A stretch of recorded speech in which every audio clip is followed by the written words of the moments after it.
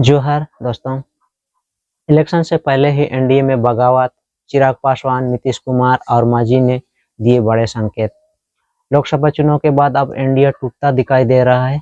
BJP के दबाव में रहने वाले उनके सहयोगी दल अब खुलकर उसे आंख दिखा रहे हैं, तो दूसरी तरफ बीजेपी सहयोगियों के दबाव में साफ साफ दिखाई दे रहे हैं।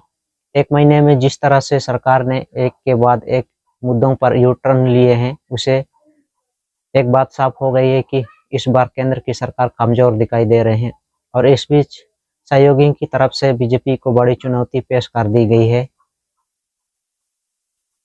जिसके बाद एनडीए गठबंधन टूटता दिखाई दे रहा है। तो कैसे टूट रहा है एनडीए, इसी पर आज हम बातें करेंगे। नमस्कार, मैं रमेश। तो शुरू करते हैं हमारे आज की इस खास रिपोर्ट में। एनडीए में टूट पड़ गई है। केंद्र का सत्ताधारी गठबंधन अब टूटने लगा है। बीजेपी के सहयोगियों ने ऐलान कर दिया है कि विधानसभा चुनाव में वो बीजेपी उम्मीदवारों के खिलाफ अपने उम्मीदवार उतारेंगे। दरअसल इस साल के आखिरी में झारखंड में विधानसभा चुनाव होंगे।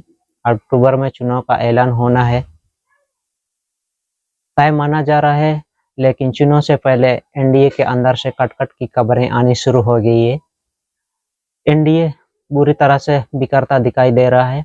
गठबंधन में शामिल दलों ने साफ कर दिया है कि अगर बीजेपी ने उन्हें मनमाफिक सीट नहीं दी तो वो एनडीए से अलग हो जाएंगे, वो अपने उम्मीदवार उतारेंगे।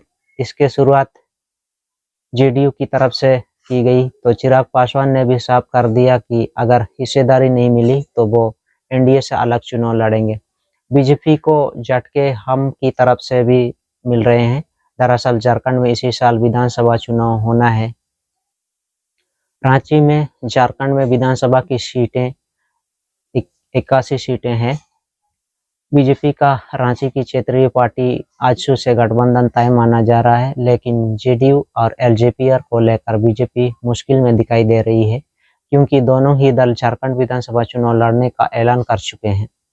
चिराग की पार्टी ने तो इस बार पार्टी का राष्ट्रीय अधिवेशन चुनाव से पहले रांची में ही बुला लिया है, जिसमें चिराग पासवान को अगले 5 साल के लिए फिर से पार्टी का राष्ट्रीय अधिवेशन चुन लिया गया। इसी दौरान झारखंड चुनाव को लेकर भी चर्चा की गई है। दावा किया जा रहा है कि एलजेपीआर झारखंड की 28 सीटों पर अपने उम्मीदवार उतारने की तैयारी में है। एलजेपीआर की तरफ से वैसे इस बात के संकेत भी हैं कि अगर बीजेपी झारखंड में उसे 8 सीट देती है तो गठबंधन में रहते हुए चुनाव लड़ने को तैयार है। बीजेपी पर दबाव बनाने के लिए राहुल गांधी की बड़ी डिमांड जाति जनगणना का भी खुलकर समर्थन करने का ऐलान कर दिया है। यानी नीतीश कुमार जो पलटी मारने को लेकर फिलहाल चुप्पी साधे हुए हैं। वैसे नीतीश कुमार का ये स्टाइल भी माना जाता है कि वो कब पलटी मारेंगे इसकी खबर किसी को नहीं लगने देते, लेकिन चिराग पासवान खुलकर इस तरह के संकेत देते हैं और जो संकेत चिराग की तरफ से मिल रहे हैं उसे बीजेपी में भी अब घबराहट दिखाई दे रहा है। चिराग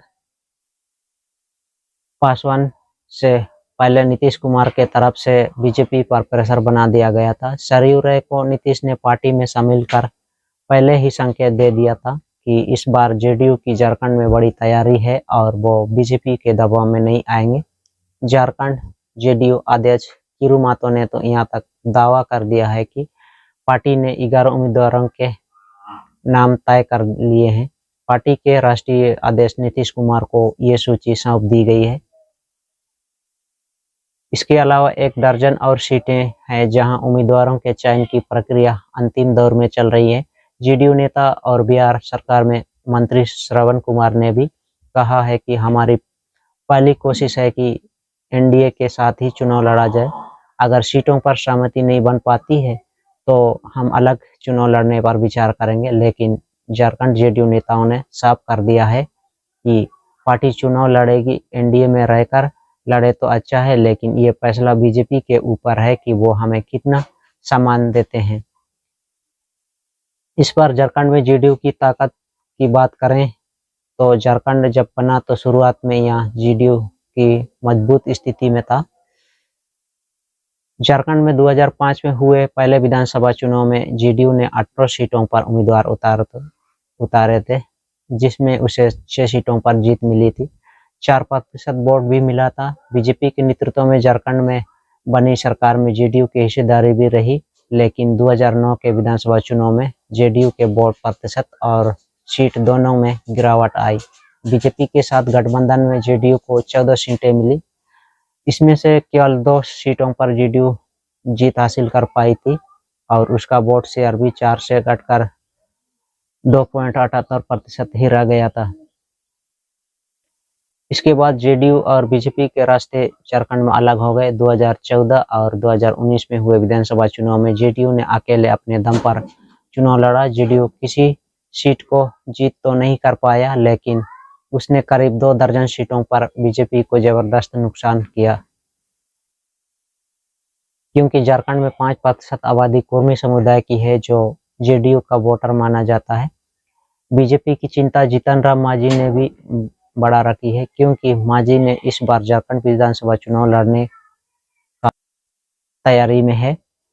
मांझी की हम भी 5 सीटों पर दावा कर रही है, लेकिन बीजेपी मांझी को कोई भी सीट देने को तैयार नहीं है। वैसे अभी तक हम की तरफ से ये साफ नहीं किया गया है कि अगर बीजेपी उन्हें सीट नहीं देती है तो क्या वो उम्मीदवार उतारेगी। फिलहाल हम की तरफ से गेंद बीजेपी की पाले में डाल दी गई है। बीजेपी के लिए चिराग हम या फिर नीतीश कुमार की ज़्यादा ज़रूरत झारखंड में भले ही ना हो, लेकिन आजसू की ज़रूरत उसे है। ये बात 2019 के विधानसभा चुनाव में ही पता चल गया, जब आजसू से अलग होकर बीजेपी ने विधानसभा चुनाव लड़ा और जबरदस्त नुकसान उठाया। आजसू को झारखंड में बीजेपी की सबसे मजबूती सहयोगी के रूप में देखा जाता है, लेकिन अब आजसू ने 15 सीटों पर दावा कर दिया है। बीजेपी आजसू को नाराज नहीं करना चाहती, पर बीजेपी को ये लग रहा है कि जयराम महतो के उदय होने के कारण सुदेश महतो की राजनीतिक ताकत में कमी आई है। जयराम महतो ने लोकसभा चुनाव में गिरिडीह, धनबाद, हजारीबाग और रांची और कोडरमा सीट पर दमदार उपस्थिति दर्ज कर ये साबित कर दिया है कि झारखंड में इस साल प्रस्तावित विधानसभा चुनाव में वो बड़ा फैक्टर बनने वाले हैं। खासकर कुर्मी बोल सीटों पर जयराम फैक्टर बड़ा प्रभाव डाल सकता है। बीजेपी इन्हीं तरीकों के सहारे सुदेश महतो की पार्टी को उसके प्रभावशाली कुछ सीटों देने के लिए राजी कर सकती है, लेकिन आजसू इसके लिए तैयार होगी, इस पर सवाल उठ रहे हैं। सहयोगियों की बढ़ती डिमांड को लेकर बीजेपी मुश्किल में दिखाई दे रही है। बीजेपी नेताओं का कहना है कि अगर इन सब के दावे वाले सीटों को मिला लिया जाए तो फिर बीजेपी के पास लड़ने के लिए रांची में सीटें ही नहीं बचेंगी। झारखंड में सिर्फ बीजेपी के गठबंधन सहयोगी ही चुनाव में दिखाई देंगी। बीजेपी के पास सिर्फ चुनाव संचालन का ही काम रह जाएगा। दरअसल बीजेपी नेताओं का दावा है कि आजसू को अगर छोड़ दें तो इन सब सहयोगी दलों के पास रांची में ना तो नेता हैं और ना ही संगठन और ना ही उम्मीदवार हैं। ऐसे में बीजेपी कोई रिस्क नहीं लेना चाहती है। पार्टी का मानना है कि सहयोगियों के सीट के दावे जमीनी हकीकत से मेल नहीं खाती है। बहरहाल अंतिम फैसला बीजेपी के आला कमान को करना है। झारखंड राजनीति की जो सूरत दिखाई दे रही है उसमें बीजेपी पहले से ही मुश्किल में है, क्योंकि रांची के सीएम हेमंत सोरेन की लोकप्रियता आदिवासियों में जबरदस्त तरीके से बढ़ती जा रही है। खास तौर पर जिस तरह से हेमंत को गिरफ्तार किया गया उसके बाद से उनके पक्ष में सहानुभूति दिखाई दे रही है, तो हेमंत भी लगातार लोकप्रिय योजनाएं लेकर आ रहे हैं। इंडिया गठबंधन की तरफ से ये तो पहले ही साफ कर दिया गया है कि वो हेमंत के नेतृत्व में ही चुनाव लड़ेगा। सीट बढ़वाने को लेकर भी जल्दी ही तस्वीर साफ हो सकती है। साफ है, इंडिया गठबंधन बीजेपी पर भारी पड़ता दिखाई दे रहा है और बीजेपी जो पहले से ही मुश्किल में दिखाई दे रही है वो अपने गठबंधन सहयोगी के चलते और ज़्यादा मुश्किल में दिख रही है।